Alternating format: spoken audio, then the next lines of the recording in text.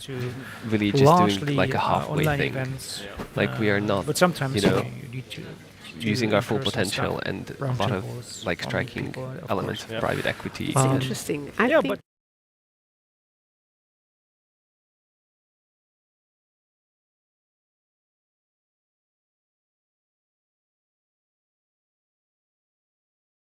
you create a lot of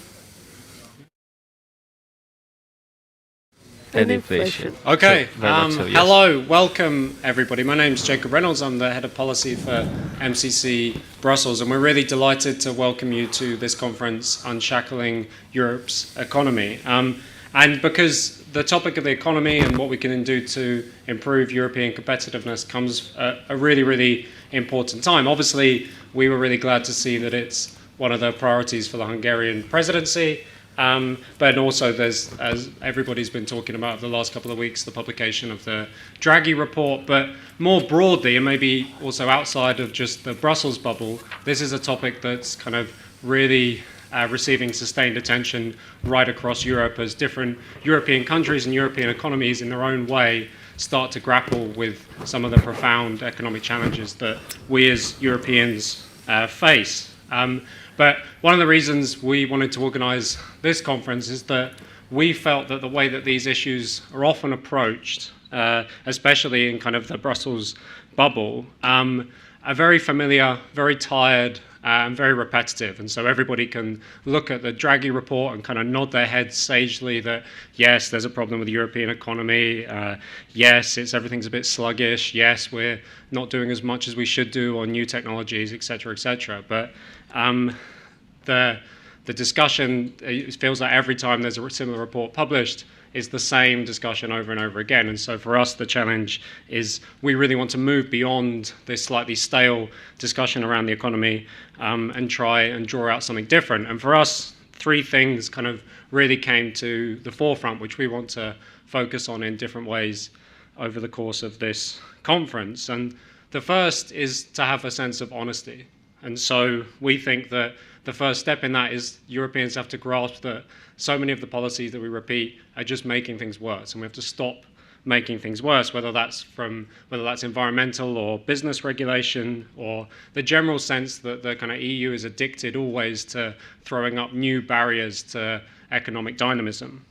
Now, it's always more regulations, always more EU policy, and always more barriers to raising living standards. And so we think we need a heavy dose of honesty about how our policies, especially of the European Union, keep making things worse.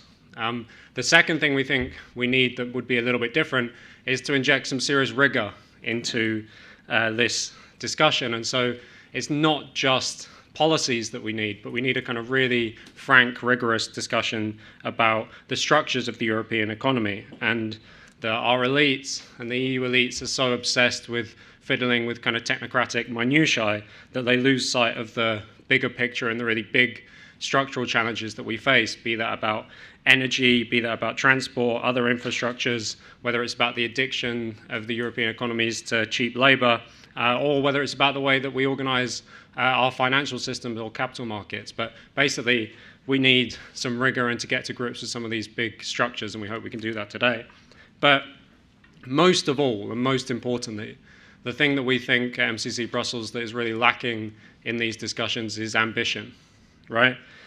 There's so much, when we look around, so much complacency around the economy when it comes to the discussions in Europe. There is a real lack of ambition. It's almost as if we have this old continent mindset where everything is kind of, all of the major achievements are in the past. There's nothing that we can look forward to or grasp in the future. And that in a way, it seems Europeans are very content to live off the achievements of the past and to basically stay within a comfortable bubble, a comfortable kind of existence. But in the long term, that only trends in one direction, and that's downwards. So we don't want Europe just to eke out an existence at the margins of world life. Instead, we want to try and think a bit more imaginatively, a bit more courageously, a bit more boldly about what we can do to really kind of unlock the tremendous potential that does exist in Europe. And we think that that requires radical change and bold new ideas, but above all, a kind of frank assessment of where we are today. So the conference is an invitation to everyone to kind of grasp that, to be bold, to try things out, to shake yourselves out of any complacency that lingers on, and above all, to have a frank and open debate about what we can do to revitalize economic life in Europe. And so to kind of guide our way through that, we'll be kicking off in just a few moments with a kind of broad panel that looks at the kind of overall things that are really holding European economies back. After coffee, we then turn to a discussion on the Green Deal or the Clean Deal, or however we're going to rebrand it in the kind of weeks and months and years to come. Because for us, this has been a huge theme that finds its way into all kinds of areas of economic life, and without grasping with the consequences of this, often underpinned by some pretty radical environmental claims, we won't really change anything with regards to the economy. And then finally, we got a big, exciting session on the possibilities of AI and what the digital world could really bring to European economies. This is something that's always discussed as something of a silver bullet, as if we'll just throw a bit of AI in and it will solve all of our problems. But that really masks actually any substantial or serious engagement with what new technologies might have to offer for Europe. So we hope to, say modestly, we hope to change that, and we hope to have a slightly more interesting and kind of far-reaching discussion about what can be achieved. But I would like to hand over to my colleague, Tony Gilland, who's responsible for this conference. He's going to kick off the next panel, but I really want to say our challenge to ourselves, our challenge to all of you is we're going to shake Europe out of its complacency. We're going to really take a long, hard look at some of the things that hold us back. And to do that, we need all of your involvement in terms of debate and discussion. So I do invite you to really get stuck in over the course of the afternoon. But thank you, and Tony. Thanks very much, Jake. Okay, thanks a lot, Jacob. Shaking Europe out of its complacency, that's a very good rallying call for the start of a conference. But we need to break it down. We need to get into the specifics, and there's a lot to grapple with here. So I'm not going to say anything beyond what Jacob said by way of introduction, but I would like to introduce you to the panel. First to speak will be Phil Mullen, who's sat here on my far right, will speak from the podium. He's a former British businessman, and he's an author of several great economic books, two which are especially relevant to today's session: Creative Destruction, How to Start an Economic Renaissance, and Beyond Confrontation, Globalists, Nationalists, and Their Discontents.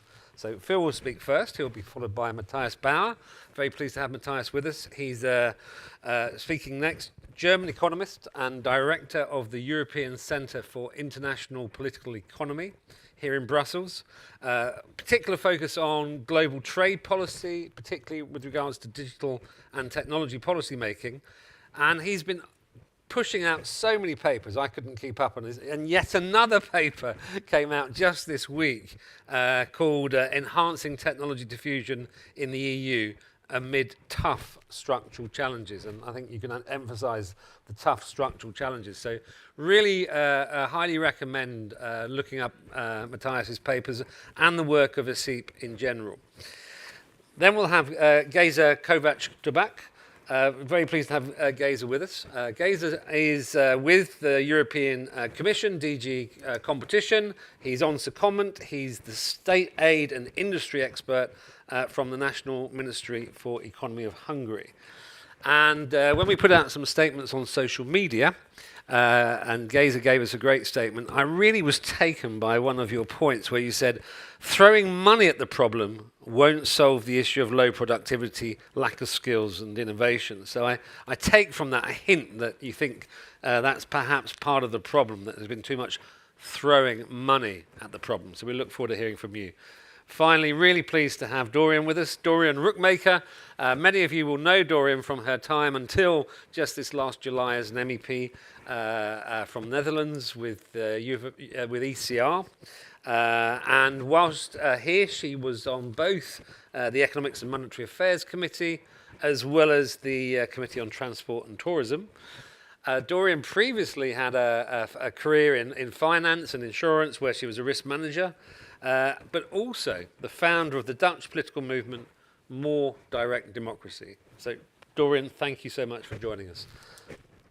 You have 10 to 12 minutes each. I will just give you a little reminder when we get to 10 minutes, so we have plenty of time for the audience. Thank you, Phil. Please.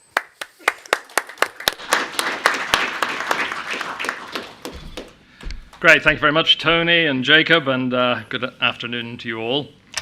In the 2 weeks since the Draghi report was launched, the dominant response from both supporters and also critics has been along the lines: good diagnosis, some thoughtful, bold proposals for helping innovation, and thirdly, chances of implementation are probably pretty dismal.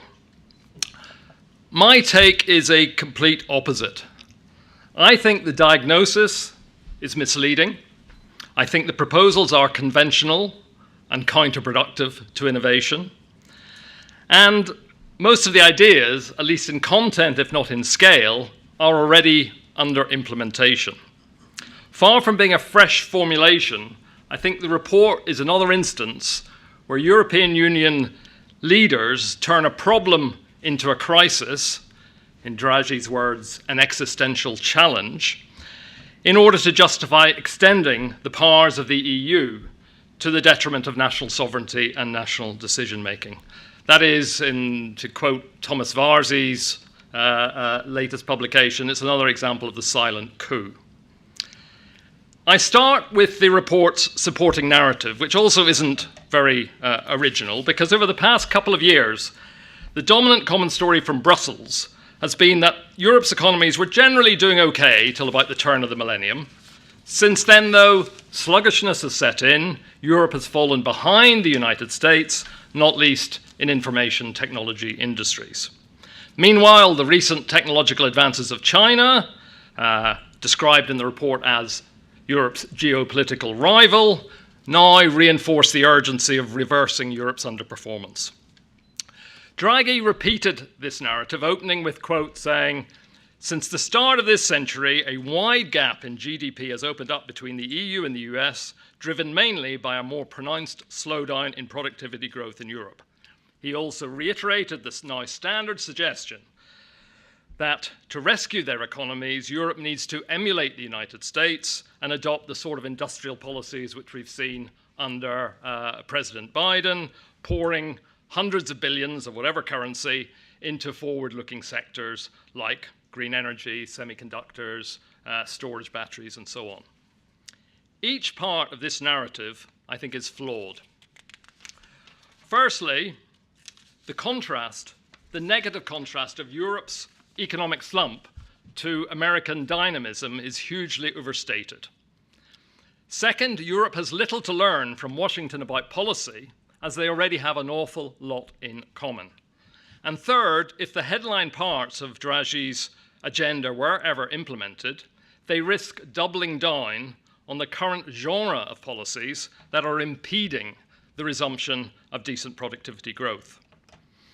On the first point, Draghi, like anyone, can cherry-pick American economic data that looks better than Europe's.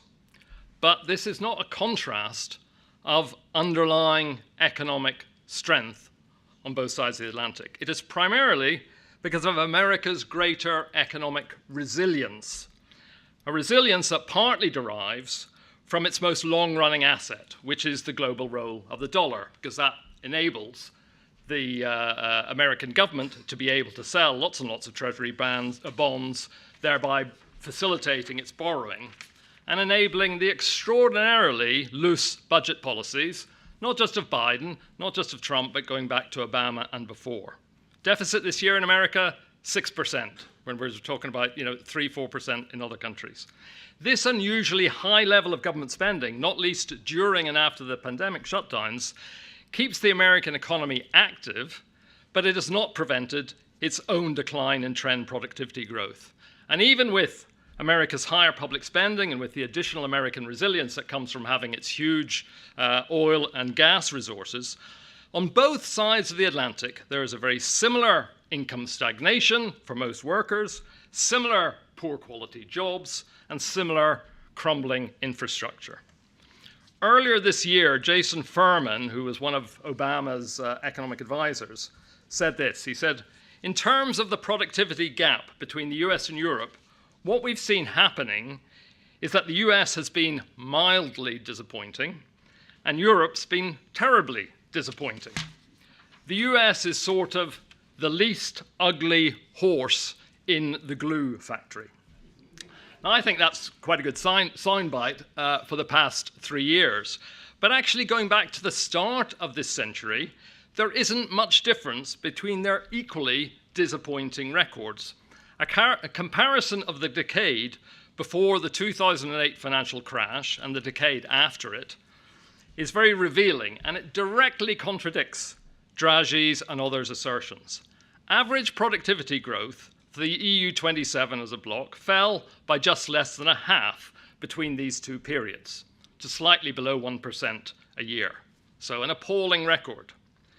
The US decline was actually sharper in productivity growth by 2/3 to the same 0.8% level, so just as appalling. Second, this similar drop in productivity growth has been accompanied by a broadly common set of economic policies. Both sides of the Atlantic, we had a similar trend of easier monetary policies, similar regimes of business subsidies, and similar recourse to protectionist measures. Third, this transatlantic policy alignment points to what has been the biggest obstacle to escaping their mutual productivity slumps, and the one that Draghi's proposed competitiveness agenda would actually exacerbate. The underlying source of Europe's economic plight and those of other mature economies has been the gradual seizing up of the productive mechanisms since the 1970s. This ossification is expressed clearest in the reduced churn or turnover in businesses and in jobs. Over the past few decades, company exit and entry rates have slowed. Industry concentration levels have risen, and both job creation and destruction have trended downward. Now, this contrasts, we should remember, to historical periods of economic crisis, when churn would tend to rise, when less efficient companies would go bankrupt, allowing workers and resources to later move into productive uses, into productive sectors and companies, with the beneficial outcome of higher average productivity levels. Now we have much more rigid, inflexible business structures, which most of the unprofitable firms manage to keep afloat. This clogs up resources, which tends to freeze productivity growth. Draghi actually recognized this condition in describing how, quote, Europe is stuck in a static industrial structure with few new companies rising up to disrupt the existing industries or to develop new growth engines. Very true point. But first, things in that regard are worse, actually, in America. And second, Draghi didn't drill down into why this has been happening, why this static structure, which perhaps is just as well, because he would contradict his whole program if he did actually see that the problem is heftier state activism. Because for almost 4 decades now, the increasingly mollycoddling interventions of the state have had the unintended consequence of consolidating these congested static economies. Novel fiscal, monetary, procurement, regulatory policies have all tended to prop up existing businesses, whether they are productive or not. And one of the worst aspects, I must stress this, the worst aspects about this policy shift to supporting the corporate status quo is that it has not been driven by a purposeful strategy. It's not been informed by new economic thinking. If it were comparable, say, to the Keynesian or the Hayekian ideas that emerged in the interwar period, then this policy orientation would be a bit easier to nail down, to debate, and to contest. Rather, this persistent policy propensity has been the semi-conscious manifestation in the economic sphere of the culture that has become dominant within European and other Western elites. A culture which is fearful of change, which is defensive, and which is prone to micro-control. A culture with no grand visions, no trust in people, and no confidence that genuine as opposed to rhetorical change could actually make things better. As a result, the default impulse of these elites is to try to avoid any unnecessary risks and disruption and instead to act to preserve what exists. Not least, I think, here in Brussels, this apprehensive, safety-first approach has found favour in place of the traditional creative, destructive mode of capitalism. And the huge downside of this protective, safety-led state is that by preventing many businesses from collapsing, it robs the market system of its periodic bouts of cleansing, when unproductive businesses and debt could get wiped out. In their absence, what we have are economies dominated by large, slow-moving, state-dependent corporations that are underinvesting alongside an assortment of zombie businesses, sort of corporate deadwood, another way to describe them, which are kept alive because of state-backed largesse. And hence, they also have no capacity to invest in technology. Thanks. Hence, the weak innovation and the sluggish productivity. Now, most of Draghi's proposals accord, I think, with this cultural disposition to support the status quo. For instance, and here I don't want to steal your thunder, throwing enormous amounts of money at a stagnant economy doesn't kickstart innovation. But as we've seen in America, it mostly helps businesses to expand if they are already big, and it helps them to defend their market position. Intended or not, this acts to buttress the incumbent corporations that can appear outwardly stable, but internally can be pretty fragile. As now we're seeing, well illustrated by problems at Volkswagen, by problems at Ørsted, even problems in Sweden's Northvolt. So what to do, to conclude? To hasten productivity growth, European and other mature economies require a twin approach aimed at transforming this damaging economic culture. In short, we need to campaign to get government out of business matters and businesses out of government responsibilities. The first track is arguing for governments to withdraw from business affairs, in particular abandoning the practices of corporate welfare, these new style industrial policies, protectionist shields, central banks that respond to every wobble by making business and government debt cheaper and easier. It means dumping suffocating regulation. Beyond legislating for some basic tenets of civilized production, basic employment rights, basic health and safety, any business regulation should be subject to an innovation principle, an idea I think first suggested by Matt Ridley. They should be tested on whether a regulation advances or impedes innovation. And in addition, significant regulatory packages, like, for example, the decarbonisation policies we'll be going on to discuss, significant ones should be conditional on the electorate's approval, something which, as we know, has been lacking so far. Instead, economic policy should be about providing the quality public goods that businesses and people need, including effective infrastructure, cheap, reliable energy, funding for basic research and science, and essential to ease families through the disruption, a generous welfare and training system that incentivizes unemployed people off benefits and into work. The parallel shift, cultural shift for businesses is to get on with business. Firms and investors should be allowed to be driven by commercial criteria, again subject to democratic law, and refrain from taking on social responsibilities, social justice goals, or environmental objectives. All these are for people to decide on democratically, not for unaccountable executives in businesses to pursue. This twin track approach won't generate an overnight transformation because there isn't a quick and simple way out of this economic and cultural mess. But cultivating such an approach, I think, gives us a fighting chance to be able to get onto a road to a better future. Thank you. Thank you, Phil. Thank you very much. Okay. Many thanks, Phil, for getting us off to such a great start. Matthias, please.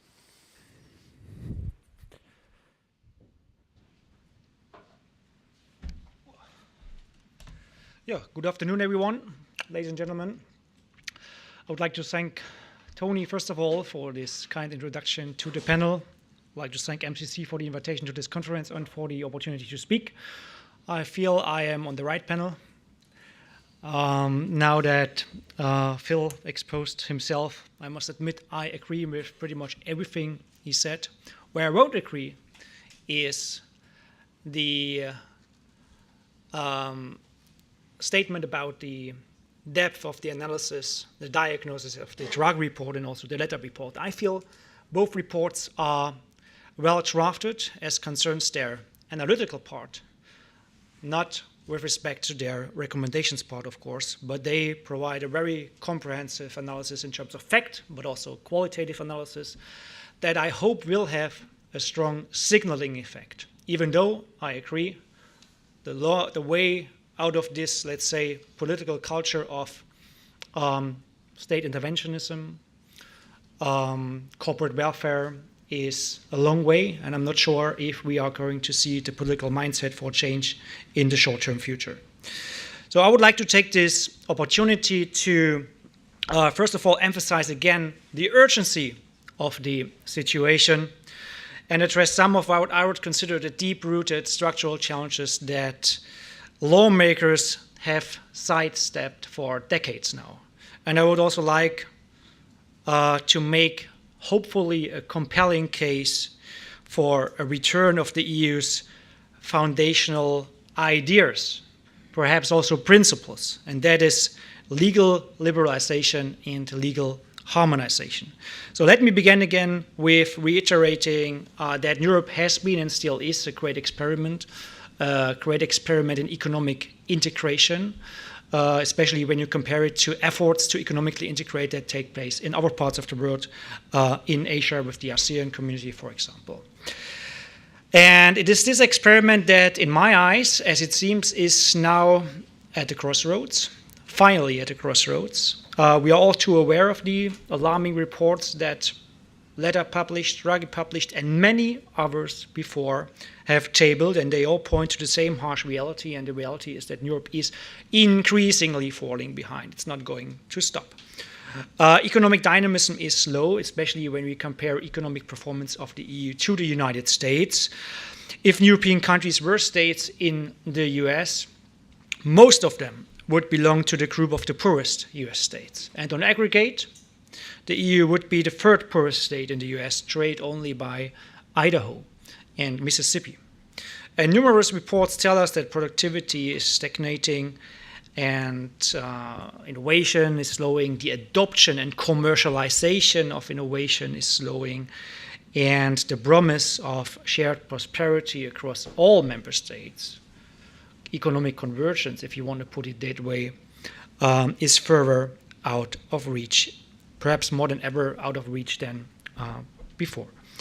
This is confirmed by several pieces of analysis. The problem is we are not truly surprised by the analysis. While the findings of Draghi and Letter, they are indeed shocking, they are far from new, and what's most surprising in my eyes is the reliance on a mix of outdated political solutions, namely failed EU initiatives from the past, the Capital Markets Union, the telecoms, the Unified Telecoms Market, and the Energy Union, alongside a massive push for increased government spending, plus all sorts of new, fresh ideas for interventionist industrial policies, ranging from local content requirements, joint venture requirements, and infant industry support.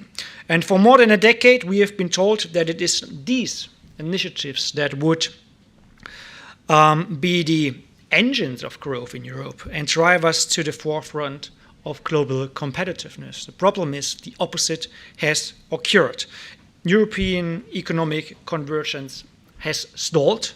We are still weighted down, I would say, more than ever by bureaucracy, by excessive regulation, by fragmented regulation, and increasingly state-driven interventions. And here is what I find most concerning, and that's the fact that lawmakers and officials here in Brussels, but first and foremost in the member states, are still losing sight of the very principles that made Europe's single market a sort of success story in the first place, and that is the principles of liberalization, harmonization.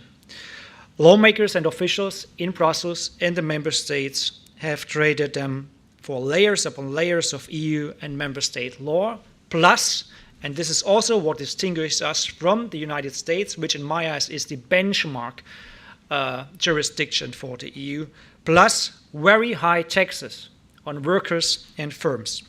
Let me also highlight what's often forgotten. We have 24 national languages in the EU, and these differences in languages, they pose a natural barrier to cross-border commerce in the EU, ultimately reducing companies' ability to scale, to become more efficient and productive, and to scale towards international competitiveness. And this substantial deterrent effect of language is amplified by massive differences in horizontal and sector-specific regulations in the member states. It is these worrying national rules for business conduct that leave member states, small and large, irrespective of their fiscal capacities, at a structural disadvantage at a time when investments and innovation and the creation of high value added are increasingly taking place outside the EU, namely Asia. And I think we are still all too often deceived by the political illusion that more regulation and more redistribution of taxpayer money, so-called state aid, will propel us to global leadership. But history teaches us obviously otherwise. And when I read the preambles of new EU laws or political manifestos, long-term strategies of the European Commission, I'm often reminded of my own mother country, East Germany. Take, for example, the cautionary tale of Walter Ulbricht, the leader back then of East Germany's Socialist Party, and his 1969 slogan, "Overtaking without catching up." It was an attempt by East Germany's political class to centrally blend their way to industrial dominance. But as we know, this grand ambition, it failed spectacularly.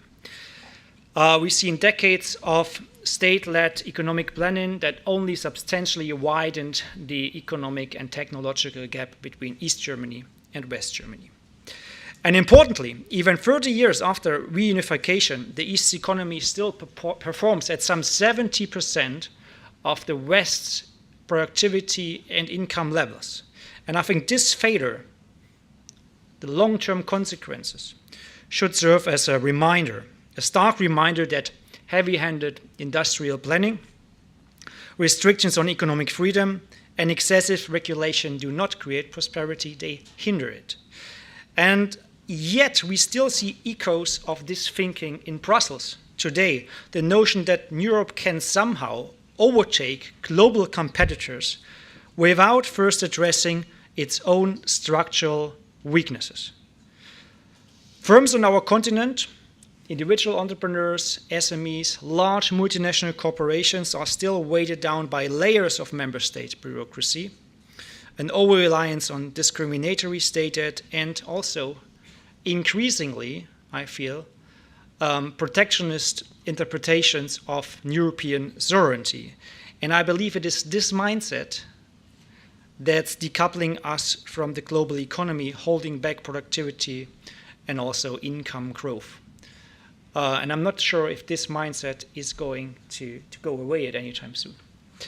So where do we go from here? I believe, and this may sound a bit naive, but first and foremost, it should be, the answer lies first and foremost in rediscovering where the single market, where the EU is coming from.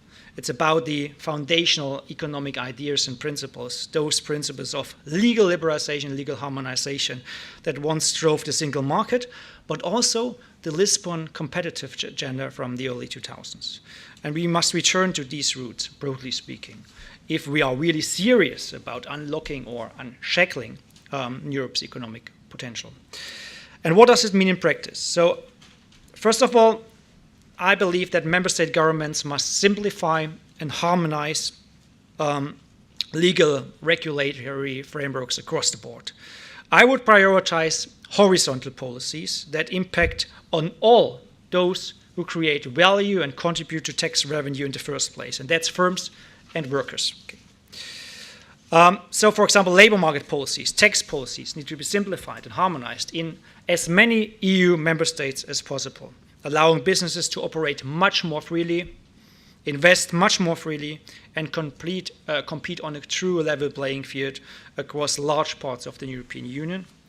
The similar path forward, I think, is needed for digital and data policies. Second, I think we must move away from a model of government-centric economic governments dominated by state-led interventions, state aid, for example. I think governments should not be in the position, or business actually, to pick winners and losers. Instead, governments must foster an environment where all businesses from all EU member states, small and large, are more free to innovate, more free to invest, and more free to grow across borders. And finally, as concerns institutional arrangements, EU member states must embrace what I would call an agenda of competitive harmonization that puts the needs of firms and economic opportunity at the center of policy making. And this may require greater institutional flexibility among member states, allowing coalitions of willing countries to advance legal and regulatory integration without being hindered by half-hearted negotiations, without being hindered by rigid voting and veto systems that, above all, obstruct progress. And I think it's institutional reform, however, that seems to be avoided, as was also highlighted by Enrico Letta. I would stop here. We will certainly be able to address a few of the issues that I highlighted in the next couple of minutes. So thank you very much for your attention. Okay, thanks ever so much. Excuse me, Matthias. Gays are looking forward to not throwing the money at the problem. Wow, thank you very much, Tony, and thank you very much for MCC for inviting me. I'd like to start the conversation a little bit with a little bit more interactive approach. How many people have actually read the whole Draghi report and not just a political article? Quite a lot of people. I expected less, but yes. So as an expert and a bureaucrat, I would stick more to data and facts and not keen on opinions. But my main approach to the matter was that capital markets. I think one of the most important elements of the challenges we face, and a lot of things can be derived from that, is capital markets or the lack of it. Because and it's a simplified version to say that throwing money at the problem is not going to solve everything, but it's more about that public money. Public money is a good substitution. I say this as an expert or state aid. I evaluate state aid projects. It has its right fits, but it's not going to solve the issues of the economy. What is going to solve the issues of economy is private. And what we have to look at is how the private capital markets are working. And we have to compare to other competitors of what we are facing with. And that is that the market capitalization of the US is currently at around 45-50 trillion, while the EU's is at 10 or 12 at most.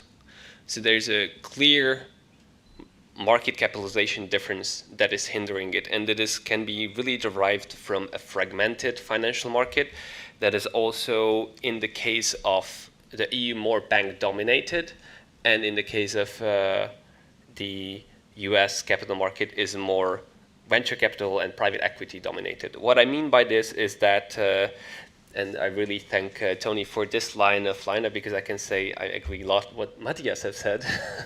So we can always refer back to that. But that is that there's a huge amount of fragmentation on the financial markets, and that just not just brings complexity to investors or companies, but also creates costs, significant costs that they have to bear, and what they have to overcome if they want to stay competitive. And if they have to do that not just once, but 3 times within an internal market, that is creating significant problems.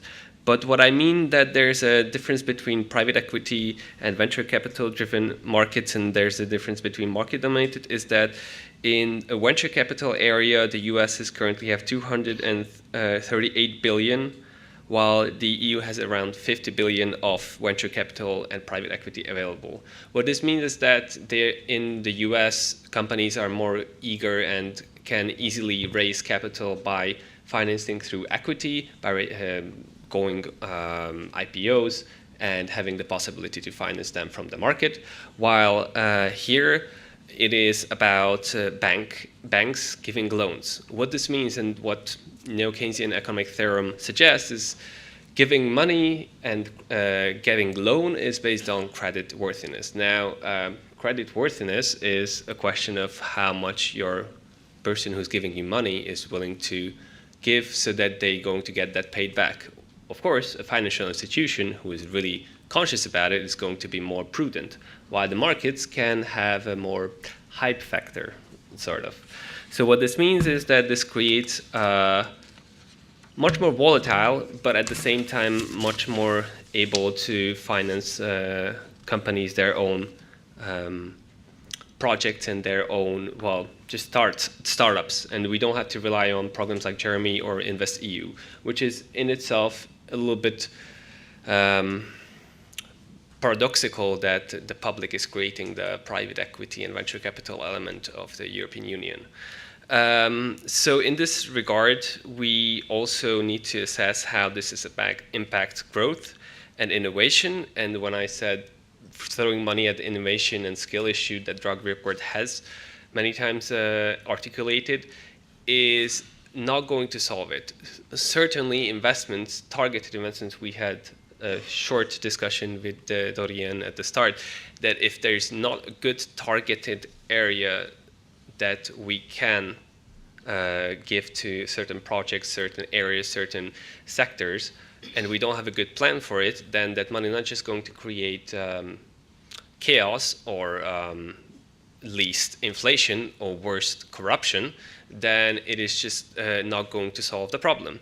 So while the assessment of the Draghi report of needing capital on the 800 billion threshold is true to the element that this is how much we are lacking in investment, but I think that as state aid is a good tool, but the main element of regulatory bodies is to more, or not just, but governments as well, and international institutions, is to help these private investments flourish on their own. And therefore, this is what my main issues is, that the capital market union is a needed element that has to be finalized, because now we are sitting on neither side of the table. We are not using our full potential, but we're also restricting ourselves with the complexity and many elements of national member state bodies to have different regulations and complexities to how to finance and how to run projects.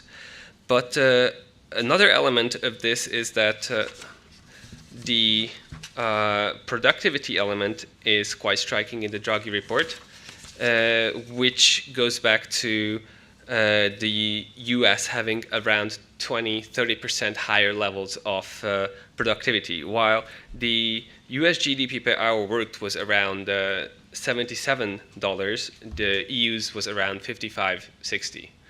So there's a clear distinction. And while on this past 15 years, what also the Draghi report have kind of noted is that the EU was able to divert and allow themselves not to care about this because of influx of additional labor force, then it allowed them to not care about the striking element of productivity, because the additional labor force is able to propel GDP growth to an element that it could they could ignore the problem. But it is ever more striking, especially with the notion that Tony has mentioned as well, and that is the problems with zombie companies. Basically that some of the companies are more state reliant, and some of the companies in the EU are more able to sustain their unproductive businesses in a matter of sense, the Bank of International Settlements estimates this to 10-12% of the companies in the EU could be classified as zombie companies, which is significantly higher than in the US. And that is that there's a much higher role taking in the European Union and their economic policy to sustain this. Of course, this has been decreasing in the past years because there's been a striving for that, but the coronavirus and energy crisis have propelled governments to come to the save of these companies by state-financed programs that ought to help them and not let them die out. And this is what brings back to the private equity element of the US, and that is that there, if you are not productive, you're not going to compete, you're not going to exist, you're less likely to be saved. Of course, there is a saving element in the US government as well. Let's look at 2008, but that is a different story that I would not like to dwell into. But the point is that yes, there is a significant problem that's not just in the sense of people, but also in the sense of companies facing these low levels of productivity. So what is further striking, and what we need to also look at, is that many times when we talk about differences between the US and the EU, is that what we would like to tell ourselves is that the gap is not really that far between us, because if you consider purchasing power parity, we are just not that far away from the US. The US is at 26 trillion, and the European Union is at 18 trillion in purchasing power parity, which, yes, there's a huge difference, but if we take into account nominal terms, that is around 80,000 per capita per GDP, and no, I messed up the data, sorry. The nominal GDP is 26 and the of the US, and the 18 for the EU is the nominal, and in the case of purchasing power parity, it is for the US is 26 trillion, and for the EU is 23. So what we need to see is that we like to lull ourselves with the idea that we're not so far behind, but it has created in the past 15 years a problem that we are now facing. And what we have to understand is, if bureaucrats and the whole Commission is facing that, then that means that they also had to wake up and realize that it is not necessarily any more sustainable to lull ourselves with the idea that we're doing everything great. And it is also striking that the drug report came out around 1 or 2 weeks before the setting up of the commission. So, of course, we need to take into account what this whole political aspect of the drug report was.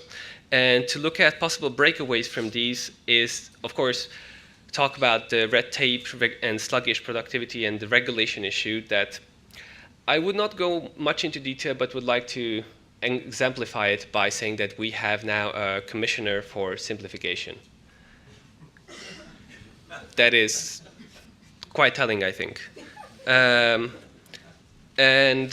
capitalization of common borrowing is also a needed, that also suggested by the drug report, which I'm very much agree in with. We need to finish that. The competitiveness fund could be a good way to also step up deregulation with the idea of STEP, Strategic Technologists for Europe platform, which allows in each DG to create their own criteria, which will reflect more on the US standard of not trying to create a qualification, but more of a criteria to be met for support, and that is a more targeted area. As for energy, there's a lot of sectors to discuss that I hope will still be able to reflect on, because a really big element of the drug report is each sector that unfortunately I was not able to address. But the innovation aspect is something that also talks a lot about the drug report, that we do not necessarily invest too much into R&D, but also on a private element as well. And this comes back to, again, what kind of capital do we have available for our companies? And secondly, we also do not have many, universities in the top 50s, that is really discouraging for other global entities to come here to have the opportunity to work with RTOs here. So what I like to say as a concluding remark is that with the latter report and with the Draghi report as well, many of these things can be looked groundbreaking or can be set to have a big impact on how the EU policies are going. But if you really take a good close of it, and well, I have, is you see the same approaches, you see the same problems. If people have continuously looked at these policies, that you realize that whatever Draghi is suggesting has been suggested plenty of times. And in that regard, it just solidifies these ideas and builds on previous EU strategies that will not going to change that much in the future. Thank you. Thank you, Geza. Okay, thanks ever so much. And I know that there will be a lot of people, Geza, who want to ask questions to you. So, by the way, do start thinking about your questions. Dorian, please. Yes, thank you, Tony. I would like to start to thank you for inviting me in this perfect panel. I'm happy to say that I don't agree with any of the other panelists, and that's good for a discussion, I think. We're not talking about an economic issue here. This is, I think, that we have to bear in mind. The report, the Draghi report of 400 pages is, of course, impressive and intimidating. And if you have read it, you may think that this is a story about economics, but it's not. Let me illustrate this. It seems to many that Winston Churchill, which is, of course, a big example for the European Commission, and they quote him all the time, said once, well, not everybody agrees, but people think that he said once, never let a good crisis go to waste. We're talking about risk management here. And Draghi is creating a crisis. And I think he's doing this very cleverly, because we used to have a climate crisis the last couple of 5 to 8 years. And of course, people got tired of the climate crisis. So once in a while, you have to change your crisis. And now we have an economic crisis. And how did I come to think of it? Because I come from the Netherlands, and in the Netherlands we have a immigration crisis. At least our new government likes to think so. But the opposition is fighting this notion as hell. It is not an immigration crisis, and this, well, they debated on it 24/7 all the time, if it's a crisis or not, and if it's a crisis, what kind of crisis is it? So this is politics in the EU. Angela Merkel, she said that at the immigration crisis, we are shoving us. And Draghi once said at the euro crisis, whatever it takes. Well, that was his answer, to save the euro. So this tells us one thing. If politicians use one-liners to manage a crisis, you better beware. So to prepare myself for this event, I read the Draghi report, not the whole 400 pages. My husband is a journalist, and he said, if you need so many pages to send a message, then you have probably nothing to say. But okay, he's a journalist. I do think that we have a problem in Europe. We are lagging behind. The productivity is lagging behind. People don't want to be an entrepreneur anymore. Young people want to have quality time at home. Nobody wants to work anymore. I know I'm exaggerating a little bit. But to make a long story short, Draghi states that the EU is lagging behind because of overregulation. He really tells us so. High energy prices, yes, true. And geopolitical developments. Unfortunately, we have this thing in Eastern Europe and in the Middle East. And of course, we have upcoming competition from China. They bought all our stuff, they copied it, they improved it, and now we are in big trouble. In his foreword, he reminds us that Europe has fundamental values. And these fundamental values, you can read it if you want. It is really, to me, it's rather strange as a banker and an entrepreneur, that his fundamental values are prosperity, equity, freedom, peace, and democracy. You know, democracy, okay, it's a fundamental value. And freedom, okay, it's a fundamental freedom. Peace, I think, is the main objective of the EU.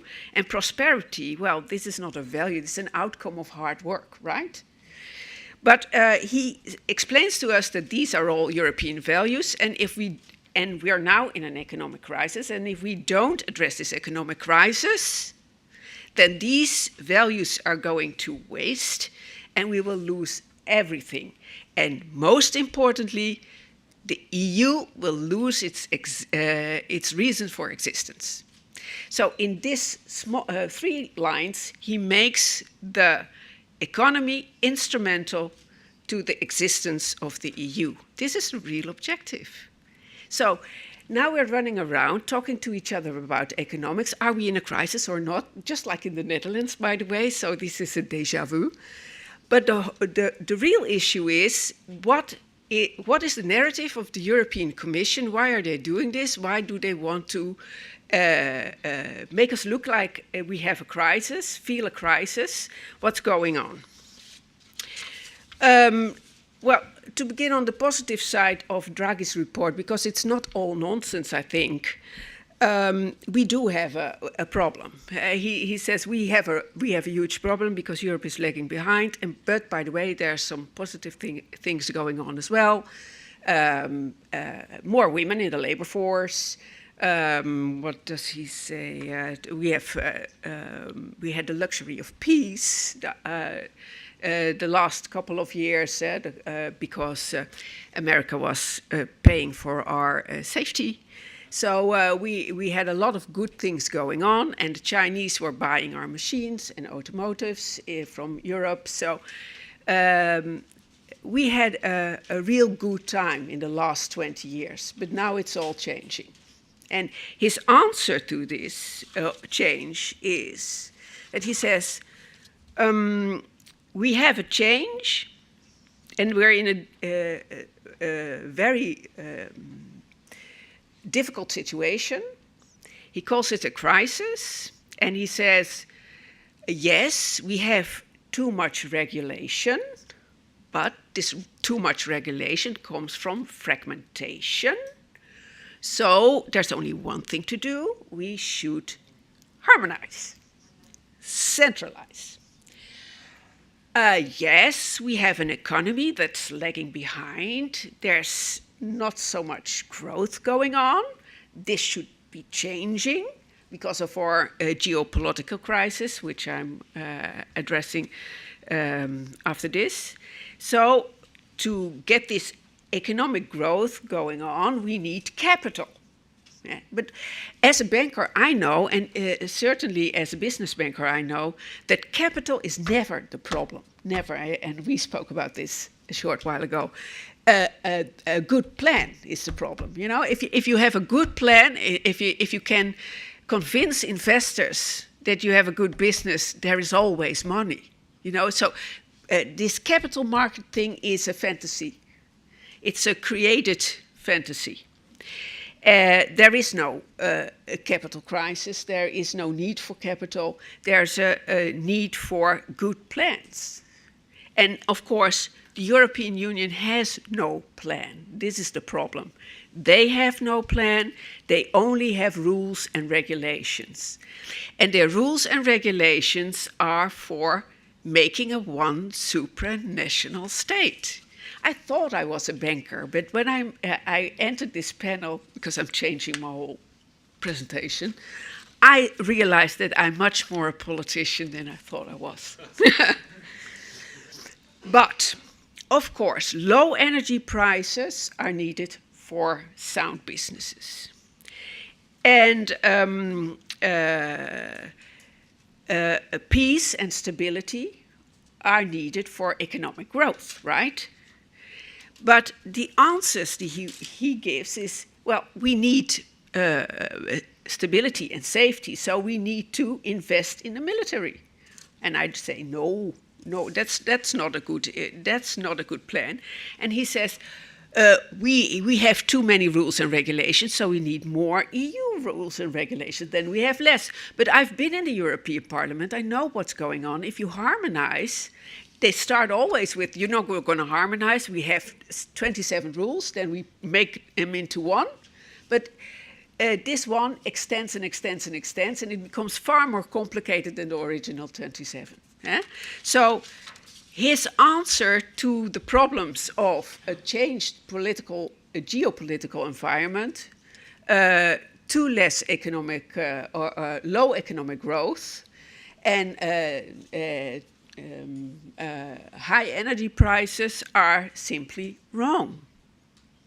So, but why are we discussing them? Because we are a little bit stupid ourselves too, right? Because I think we all agree that this approach of Draghi his analysis is somewhat right. We do have a problem, but the remedy is wrong, right? Now I have to really move on. When I sat there, these stories looked so long. I think we need to look at energy prices. So I want to ask you to imagine that a business is a plant, and like a plant, a business needs light, energy. It needs nutrients, and it needs space. And the space is less rules and regulations. The light is low energy prices, and the resources is low labor prices, low capital available, etc., etc. So this is something that if this is available, then the plant will grow if it is able to grow. So if it's a good plant, it will grow, and if it's not a good plant, it's unhealthy or whatever. Even in these circumstances, it will die, and well, that's how businesses do. They grow or they die, and that's it. What the government should do is to be the gardener. This is the narrative. The government should be the gardener, the EU should be the gardener.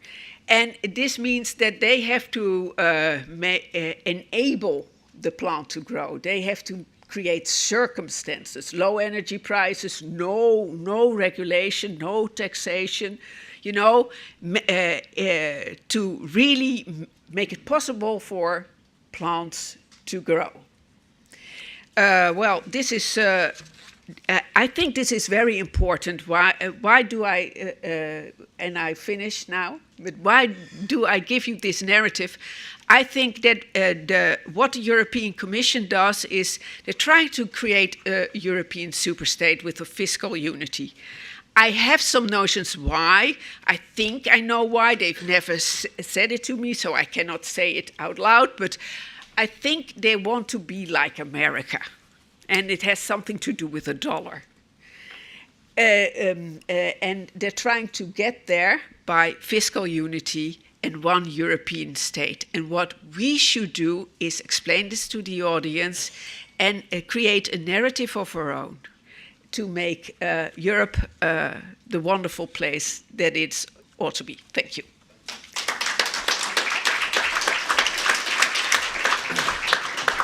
Okay, thank you very much, Dorian. Thank you, all our panelists. There's some great points of agreement, lots of points of tension and difference to draw out. I'm going to go straight out to the audience because I know they're keen to get in, so I hope you've got your points ready. Paul, do we have the roving microphones, please? Thank you, Anna and Richie. Anna, if you could swing right to the middle here to Frank Farady, and Richard, if you could pass it there to Peter Toth. So I've got a very poor social life, which means that I have time to read the Draghi report. Yeah, it's up. Is it up? It's up now, yeah. Right, so I actually read the Draghi report, and I concluded, pretty much like Dorian, that it's principally a political document. I mean, there's no doubt about that. It's really about politics. And I think there's a flawed element in there, which to a little bit Matthias and Geza share. I think maybe Geza has been in the commission a little bit too long.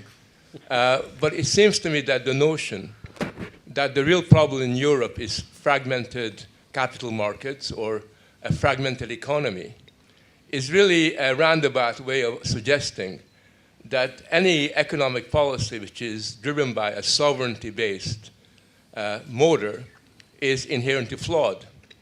If fragmentation was such a problem, it couldn't really explain the dynamic economic growth of places like Singapore or Taiwan, or I could name you a lot of small countries who, despite the fragmented relationship they have to the global economy, have succeeded quite well.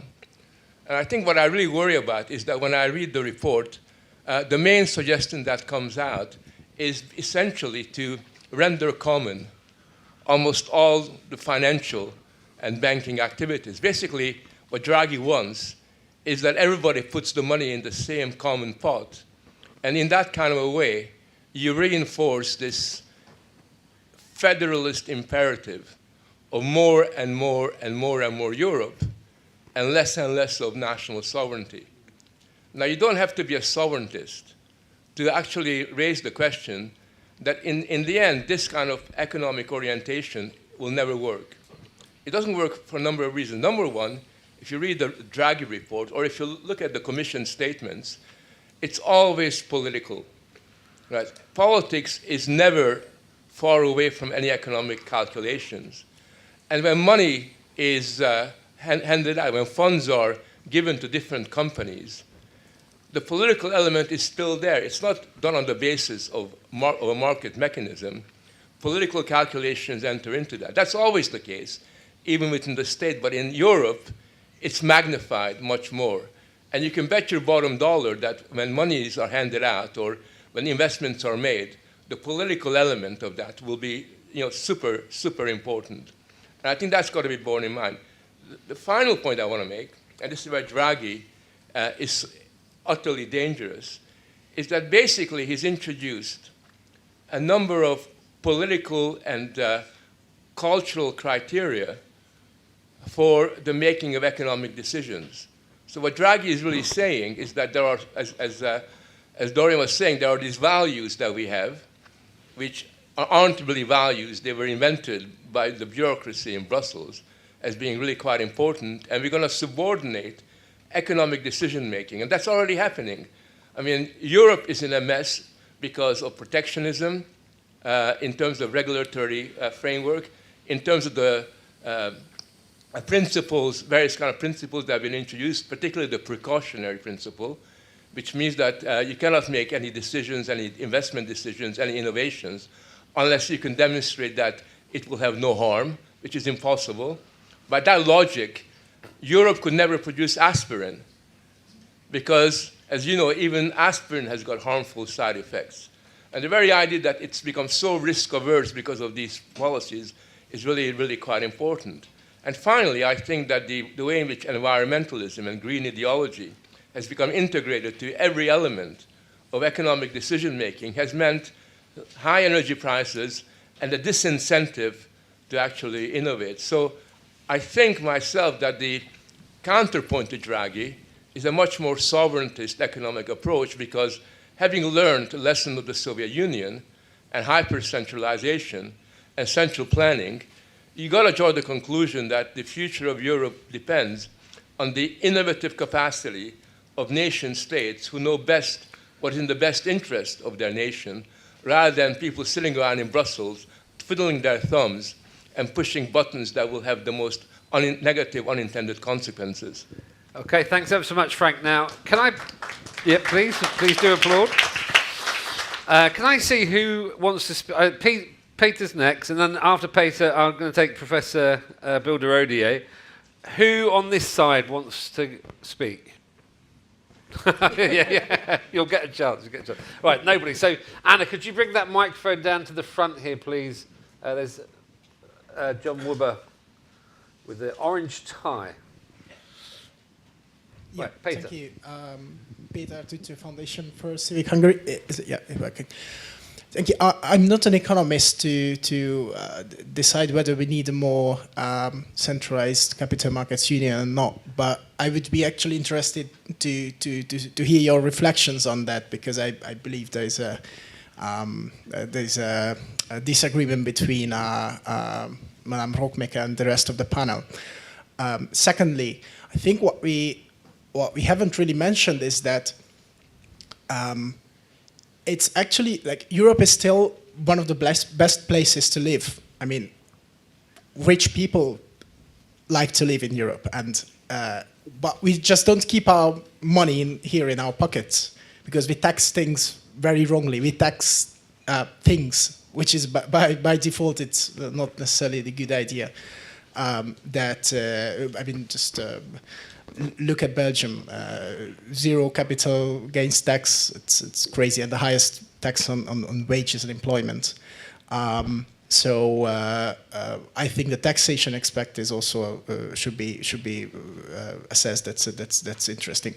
And lastly, we talked a lot about the U.S. relations and like how the EU is comparing itself to the U.S.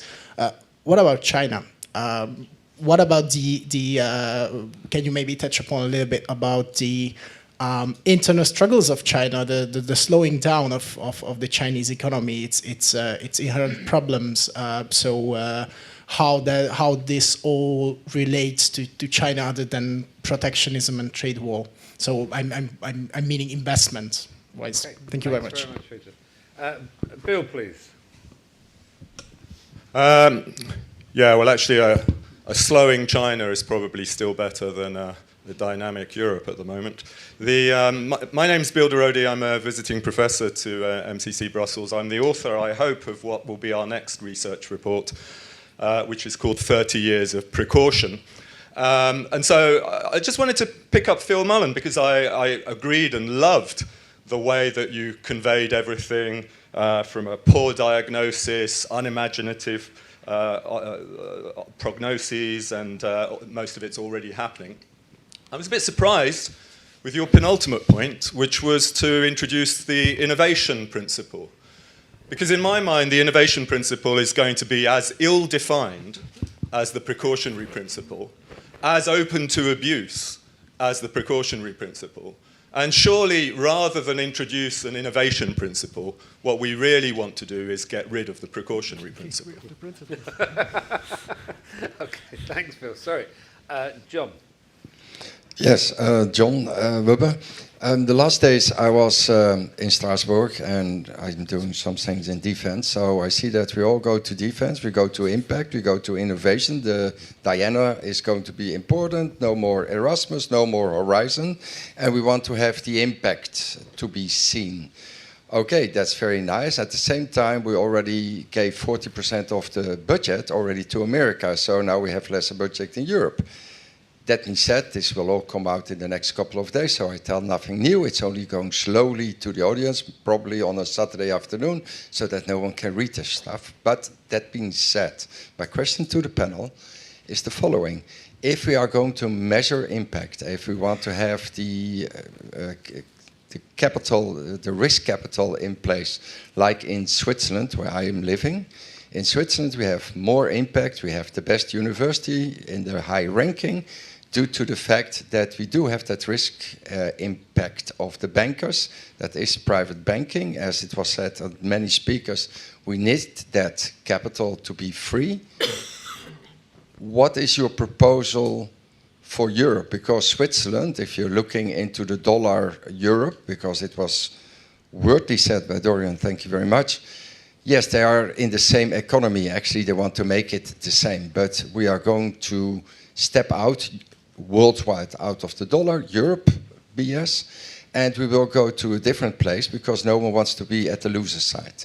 So now we are in Europe. We are finding and fighting away from, I hope, from the USA, because the US is doing their stuff, and obviously we should not follow. So my question is, how can we get that capital for European innovation with a measurement of impact? Thank you very much.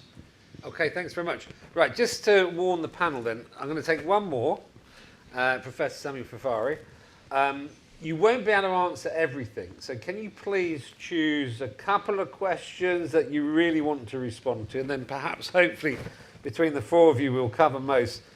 But also think about where you want to challenge anybody on the panel, because you haven't had that opportunity. So, because there were some disagreements with you. So, a couple of questions, and if you want to challenge somebody on the panel as well.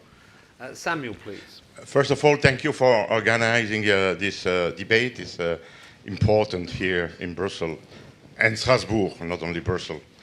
I might anticipate a little bit on the next panel on Green Deal, but I look at the report with the eyes of energy. And I can say, as Mr. Mullen have said, that indeed what Draghi is proposing is already totally implemented on the side of energy. Because he's continuing to say we need more renewable, we do not need gas, and maybe in the future a little bit of nuclear energy. So this is exactly what is going on for the time being. And if we continue to say, like Draghi, that in 6 years' time, we will not need gas, 2010 is 60 years, we will not need gas, the price of gas in Europe will not be the triple, but maybe 5-6 times the price of gas in the world. And then we will collapse completely. Because Mr. Draghi is making the mistake that all politicians are doing when they talk about energy. He confused electricity and energy, which is not exactly the same. And it's therefore nice to speak about solar panel, wind, a little bit of nuclear. But the rest of the energy is neglecting. We need flames, and he's neglecting that. And because he's neglecting that, at the end he say, well, we have 3 solutions. Or we stop the well-being that we have in Europe, indeed. We can stop the well-being. Or we stop the freedom. That means no more flight, no more eating, just food, what I will tell you, so freedom. Or maybe consider that we will not be the beacon for climate. I think it's time to come back to the reality. We need to choose on the 3: freedom, well-being, fight to climate. This is the good thing, the only good thing in the Draghi report. You mentioned the 3 things. Okay, thanks ever so much, Samuel. Okay, right, so let's go in the opposite order this time. Geza. Thank you. Can you hear me? Okay, yes. So I would like to reflect on first China. Thank you, because unfortunately due to time constraints I could not elaborate on that, but also to touch a little bit up on the point of being cautious. I think that Europe, with the regulations, was really keen on providing welfare to the citizens. But this welfare that we are trying to create for our citizens, this precautionary term and this risk aversion, is creating our competitive disadvantage. So to reflect on China, we have to look at that if China is willing to flood an entire Tibetan temple and the whole region just so that they can create a long dam structure to produce electricity, because, well, we have to look at what is underpinning of our economy, usually resources. One element is energy. If they're willing to do that, then they're willing to go above and beyond, which honestly, as a person, I would not necessarily be in favor of, but the end result is that their energy prices are really low. And what else is really important in the case of China is how much critical raw materials they have secured around the world. And when we talk about it, it's not just about their initial production capabilities. Their resources are significant on a global term, but also with these debt traps that they are able to create sort of vassalization of some African, Latin American countries, where from they can get really favorable terms of critical materials. If you look at the Draghi report, we can see in some elements China is having 90% or above levels of the whole global market of certain critical raw materials that they only able to produce. Of course, global economy stands on several actors being able to interact with each other, so they also want to sell it, but this creates, of course, a dependency. So China really has the power to influence global markets by the underlying resources that they have. And this also goes back to the energy aspect. And the same thing applies to the United States as well. And that is with the precautionary matter. Greed in the United States, capitalization in the United States is much more prevalent. And what this means is that they are more keen on taking risks. We are less taking risks, and this is what regulation have yielded. Thank you. Great, thank you very much. Sorry to cut you a little bit short, guys. We're going to get another round of questions in, so it's not your last chance to speak. Okay? Oh, no, of course. Dorian. Yes, I would like to address your question, but I would like to, can you repeat him shortly? Can you repeat your question, please? He's got to be real quick. He's asking how can you measure the impact of capital investment, essentially, in a nutshell. Well, how can you measure it? How can you manage it? I think is more important. I think we had cheap gas in Europe for the last couple of 20 years because of course, gas from Russia. And now Draghi proposes, and of course the European Union proposes, that we invest in the military and build up power to be powerful in the world, so we can secure supply chains. But I think this is no way possible in the short run. It's no way possible. It takes years and years, and I think it's not the strongest point of Europe anyway. And we have this diversification and fragmentation within Europe, so who's going to lead all this military stuff? I don't think we want French to manage. So I think Europe should not steer to the way of military power, but it should steer to the power of diplomacy. And the power of diplomacy towards China, the power of diplomacy towards Russia even, the power of diplomacy to all the world. So if people like us in the world, Europe, then people would like to supply us and they would like to buy stuff from us. And this is good for economy. I'm coming from a trading nation, so I think this is very important. And in this way we can lower energy prices, electrical prices, gas prices, tariffs, and we can create a good environment for businesses to grow and flourish. Okay, thanks ever so much, Dorian. Matthias. Yeah, let me focus on the questions about the single market and harmonization plus the capital markets union. I think it's important to have an advancement in the single market. I think we need much more liberalization, simplification, and harmonization. This can come under the auspices of the European Commission and the European Union at large. It can also happen outside the traditional frameworks of EU integration. It all depends on the willingness of member states to relinquish competences. How you interpret this and view this in the sense of, or in the context of sovereignty is a different discussion, but it makes sense economically, and also when you look at it from the broader perspective, bird's-eye perspective on what is going on in the United States and in the European Union. So this suggestion, this idea does not come out of the blue. I think Europe can't afford to have unnecessary bureaucracy any longer. Budget deficits are exploding. Too many people and resources are being wasted for unnecessary and repetitive tasks in government. Think of tax collection, the management of social security systems, the management of outdated ICT infrastructure in pretty much every country in Europe and also in other parts of the world.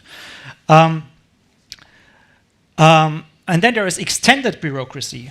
By that I mean legal advisors, tax advisors, advising public organizations, public entities, firms and citizens on how to manage and deal and comply with extremely complex domestic regulatory framework. I think this is something that needs to be addressed ideally by the member states to form coalitions of willing. This won't be taking place within the, this mechanism of enhanced cooperation, because it requires on approval from the Commission, the Parliament, and the Council. So I think this is something that needs to be addressed. What you don't find in neither the letter report nor the Draghi report is tax. We have extremely high tax rates for workers on individual labor income and for companies. I would even go so far and call for an abolition of the corporate tax rate, which only contributes to around 5-6% of total tax revenues in countries like France and Germany, for example, and could be replaced by other forms of much more streamlined taxation. And the single market, or let's say the incompleteness, the dysfunctionalities in the single market, they also contribute substantially to a lack of investment in the private sector across the EU. We do not need a capital markets union. I would largely agree with this claim, even though a lack of capital can also be attributed to false regulations and fragmented regulations. Think of differences in withholding taxes on dividend payments, differences in withholding taxes on interest payments, differences in insolvency and bankruptcy laws, and national regulation of banks. And also, this is not going to go away. Think of the potential merger that's currently being discussed between the governments of Italy and Germany as concerns the selling of shares in Commerzbank to UniCredit. Another big failure of government planning. So they put the shares on the market and now they complain that it's in the hands of the wrong people. But what we need to enhance investments and to free capital in the EU is harmonized regulations. You can't simply set up a taxi business operator like Uber or Lyft in Tallinn, Estonia, and roll out your business model to Madrid or to Paris because taxi markets are regulated at the federal level, the sub-federal level, and the municipality level. The same is true for pretty much every other non-digital and also digital industry. Plus differences in tax code, in labor market rules. And this is what you don't have in the United States. You can easily scale your business from Detroit to the Silicon Valley and the other way around. Not necessarily because regulations are homogeneous, but you don't have the deterrent effect of language. In the US, you have much more businesses that are small and medium-sized compared to the EU, and I think 30% more companies that are really, really large. And by really large, I mean it's not only that they meet the threshold of large companies, it's also larger companies. We're going to have to stop you there. Made a forceful argument for scalability. Phil. Yes, so forceful, I think I'll focus on that. I mean, the last thing we need is harmonization. So I just want to focus on regulation questions. Firstly, on Professor Bill there, I think you know as well as me, Bill, that the phrase innovation principle developed by Matt Ridley was as a direct counter to the precautionary principle. He motivated saying, get rid of this idea, and instead of just saying, let's just abolish the precautionary principle, he was trying to be a little bit constructive and put up something else, given that he thought a universal elimination of regulation was unlikely. I mean, I think it's probably, I'm more sympathetic to you, let's just eliminate it. On the second point, to do with regulation, I very much agreed with Dorian and Frank that this report is discussed and presented as an economic report, but it's not. It is a political program pursuing more Europe. It's not accidental that it was an economic report for two reasons. Firstly, it's great to be able to, as Dorian says, talk up a crisis, right? And obviously there's a lot of problems economically across the European world and across the mature economies. So when you build up a crisis, then that justifies the need for a response. And he's very clear, and he probably was quite anticipating what Frank was going to say, because he comes back to say that I'm doing this to build up the problem to show that it can't be dealt with at a national level. Because what he says explicitly, he says, never in the past has the scale of our countries appeared so small and so inadequate relative to the size of our challenges. So that's why he's building up the climate challenge, the energy challenge, you know, even the regulatory challenge, never mind the economic challenge, the challenge from China, the challenge from America. He's building all this up to say, sorry, nation states are too small. So he tries to dismiss that, but then goes on to then pursue his main agenda. You know, let's be honest, the reason why a fair number of people in the hall haven't read the report is because it is an economic report. That's the other reason. Who wants to read 350 pages of economic data, which you can take, you don't have to believe everything I say, but basically a lot of it's misleading and is a bit disingenuous with the truth. So if you don't want to do that, I recommend you read the other 50 pages, which is the final sections in both Part A and Part B, which is called Strengthening Governance. What does strengthening governance mean? It means more EU. Very explicit. He says because of all these challenges, because of the inadequacy of nation states being able to deal with it, what this all means is more Europe where it really matters, while ensuring full implementation and enforcement at all levels of government. So it's just saying, you know, you guys can't deal with this. You're causing so much problems, you little nation states. We are the ones who can solve these big problems, and you guys just have to follow it. You have to be compliant and follow the enforcement. And that's why, on the regulation question, just to finish there, I know Tony's fidgeting there. On the regulation question, he makes again crystal clear the political goal. The ultimate goal should be to make EU and national regulation a consistent single corpus. What that means, how do you get this single corpus? It means you let the EU ride over national rights and national decision-making. So to conclude, we don't need harmonization because that's just a way of giving Brussels more control. We don't need simplification either because simplification, as has been said, you know, the Commissioner for Simplification, I can tell you, his first policy will be to set up a new regulator for simplification to go through all the other ones. What we need is an elimination of EU-level regulation. I think that's what we should go for. Okay, I'll drop the innovation principle. Go for an elimination of EU regulation. Let national governments decide on the innovation principle what regulations are appropriate. And to the extent to which countries can collaborate, great. Let us collaborate as independent, sovereign nation states to deal with our problems. Okay. Well, the reality is we've pretty much run out of time. And I'm toying with myself here, but I think my better judgment is to leave you hungry for more. Since we only have a 15-minute coffee break, this is a great discussion point over coffee. So I'm unfortunately can't get more questions in. We've got 2 more sessions.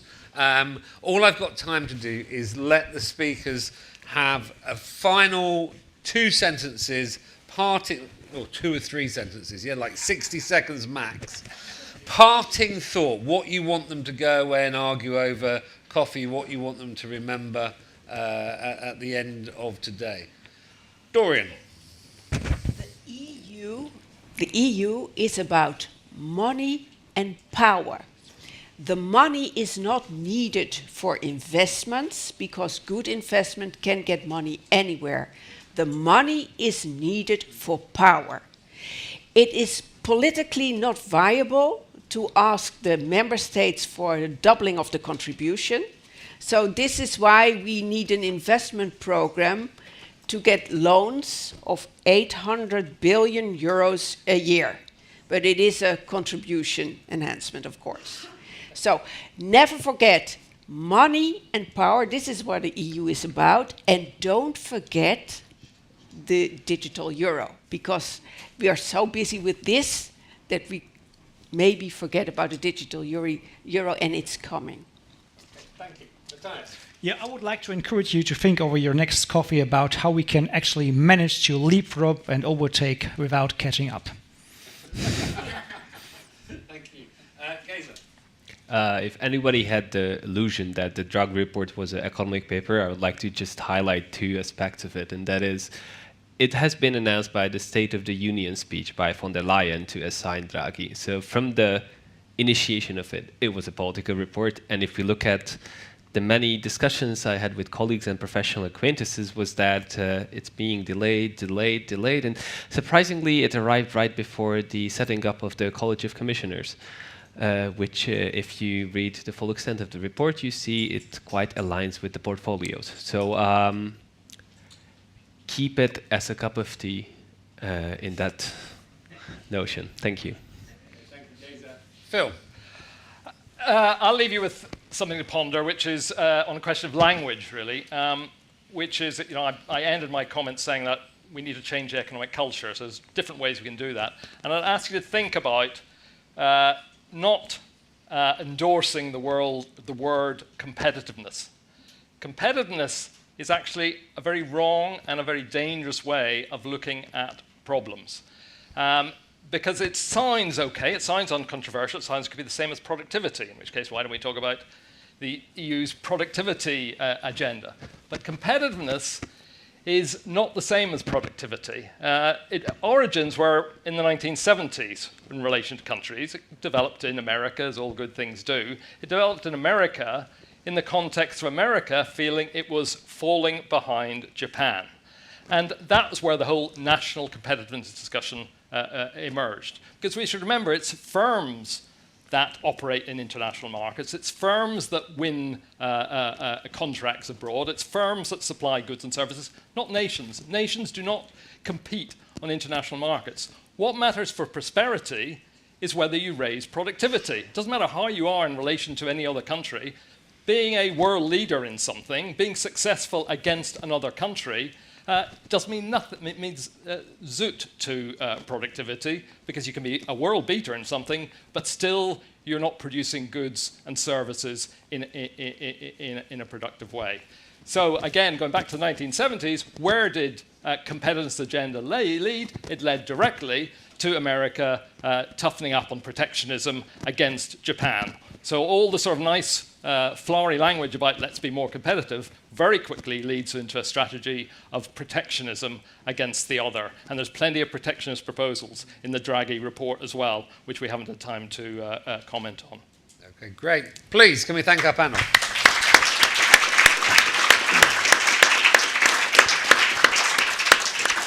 Thanks ever so much. Way too much to get to grips with in 90 minutes, but we made a good start. It was very animated, so thank you.